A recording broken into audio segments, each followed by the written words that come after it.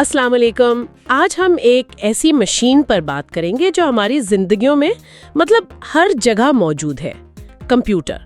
और हमारे पास है जावेद हसन सोफी की किताब कंप्यूटर, तारीख और नस्लें। तो आज हम सूफी साहब के काम की मदद से कंप्यूटर की कहानी समझने की कोशिश करेंगे, उसकी तारीफ से लेकर उसकी जदीद शक्ल तक। जी बिल्कुल। आज तो कंप्यूटर हर जगह है, लेकिन ये हमेशा से ऐसा नहीं था। इसका यहाँ तक पहुँचने का सफ़र वो वाकई बहुत दिलचस्प है, और सूफी साहब ने इस पूरे इर्तिका को ख़ास तौर पर जो अहम मोड़ आए हैं उन्हें बहुत अच्छे से बयान किया है। तो फिर आइए बिल्कुल बुनियादी बात से शुरू करते हैं। सूफी साहब कंप्यूटर को कैसे डिफाइन करते हैं? है क्या ये असल में? सूफी साहब के मुताबिक आसान लफ्जों में कंप्यूटर एक इलेक्ट्रॉनिक मशीन है। ये डेटा लेता है, यानी इनपुट, फिर उसे दी गई हिदायत, जिसे हम प्रोग्राम कहते हैं, उसके मुताबिक प्रोसेस करता है और आखिर में नतीजा देता है, आउटपुट।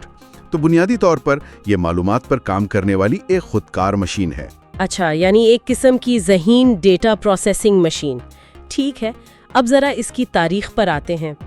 क्या ये मतलब अचानक से बन गया? सूफी साहब क्या कहते हैं? नहीं, बिल्कुल नहीं। सूफी साहब इसी बात पर जोर देते हैं कि ये कोई एक दिन की इजाद नहीं है। ये तो सदियों के ख्यालात और कोशिशों का नतीजा है। वो कदीम गिनती के आलात जैसे एबेकस से बात शुरू करते हैं, फिर पास्कल की मशीन, फिर बेबेज। वो इस तसलसल को दिखाते हैं। खास तौर पर चार्ल्स बेबेज का जो एनालिटिकल इंजन का आइडिया था ना, वो बन तो नहीं सका उस वक्त, लेकिन सूफी साहब के मुताबिक वही जदीद कंप्यूटर की एक तरह से बुनियाद है, क्योंकि उसमें प्रोग्राम का बुनियादी ख्याल था। ये तो वाकई बहुत दिलचस्प बात है कि बुनियाद इतनी पुरानी है। अच्छा, तो फिर ये जो नस्लें या जनरेशन्स की बात होती है, ये क्या है? जी, सूफी साहब वजाहत करते हैं कि कंप्यूटर की तारीख को ना टेक्नोलॉजी में जो बड़ी तब्दीलियां आईं, उनकी बुनियाद पर मुख्तलिफ नस्लों में बांटा जाता है। और हर नई नस्ल जो थी वो पिछली वाली से ज्यादा ताकतवर, साइज में छोटी, सस्ती और ज्यादा काबिल एतमाद होती गई। ठीक है, तो पहली नस्ल वो कैसी थी? पहली नस्ल जो समझें कि 1940 की दहाई से 1950 की दहाई तक रही, वो वैक्यूम ट्यूब्स पर चलती थी। ये शीशे के बड़े बड़े बल्ब जैसे होते थे, बहुत ज़्यादा बिजली खाते थे, गर्मी बहुत पैदा करते थे और अक्सर ख़राब हो जाते थे। सूफी साहब मिसाल देते हैं ENIAC जैसे कंप्यूटर्स की। वो पूरे कमरे जितने बड़े होते थे और उनमें हज़ारों वैक्यूम ट्यूब्स लगी होती थीं। ज़्यादातर साइंसी या फौजी कामों के लिए इस्तेमाल होते थे। ओह, यानी बहुत बड़े और नाजुक। फिर दूसरी नस्ल में क्या बदला? दूसरी नस्ल में जो 50 की दहाई के आखिर से 60 की दहाई तक थी, वैक्यूम ट्यूब्स की जगह ट्रांजिस्टर्स ने ले ली। ट्रांजिस्टर बहुत छोटे थे, तेज थे, कम बिजली लेते थे और कहीं ज्यादा पायदार थे।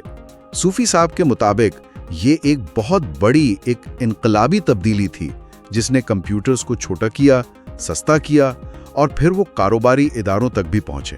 अच्छा, तो कंप्यूटर दफातर में आने लगे। सही। तीसरी नस्ल के बारे में सूफी साहब क्या बताते हैं? तीसरी नस्ल ये 60 की दहाई के वसत से 70 की दहाई तक ये इंटीग्रेटेड सर्किट्स यानी ICs की वजह से मुमकिन हुई। इसमें क्या हुआ कि एक छोटी सी सिलिकॉन चिप पर हजारों ट्रांजिस्टर्स और दूसरे पुर्जे इकट्ठे कर दिए गए। सूफी साहब इस बात पर जोर देते हैं कि ICs ने कंप्यूटर की रफ्तार और कारकर्दगी बहुत ज्यादा बढ़ा दी, साइज और भी कम हो गया और इसी से मिनी कंप्यूटर्स का दौर शुरू हुआ। और चौथी नस्ल जिससे हम आज ज्यादा वाकिफ हैं? जी बिल्कुल। चौथी नस्ल जो 70 की दहाई से लेकर अब तक एक तरह से जारी है, वो माइक्रो प्रोसेसर की इजाद पर मबनी है। इसमें पूरा का पूरा सेंट्रल प्रोसेसिंग यूनिट यानी CPU एक ही चिप पर आ गया है। सूफी साहब लिखते हैं कि यही वो चीज़ थी जिसने पर्सनल कंप्यूटर यानी PC का इनकलाब बर्पा किया और कंप्यूटर को घर घर पहुंचा दिया।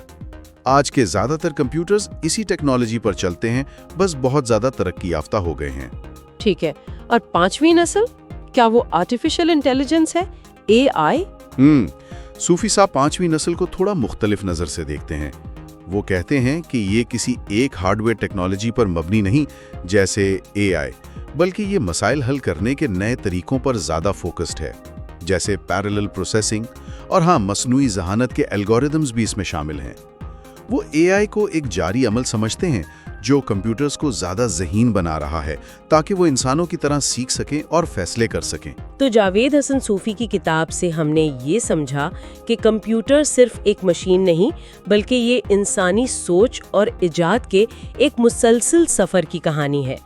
कमरे जितने बड़े वैक्यूम ट्यूब वाले कंप्यूटर से लेकर हमारी जेब में आने वाले माइक्रो प्रोसेसर्स तक हर नस्ल एक बहुत बड़ी छलांग थी।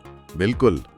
और सूफी साहब की तफसीलात से ये साफ जाहिर होता है कि हर तब्दीली के पीछे ना कारकर्दगी बढ़ाने, साइज कम करने और कीमत कम करने की कोशिश थी।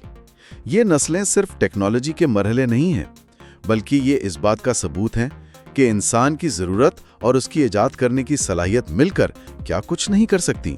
और ये तारीख जानकर हमें आज की टेक्नोलॉजी की कदर भी ज़्यादा होती है। यकीनन। चलें, हमारे साथ रहने का बहुत शुक्रिया। शुक्रिया।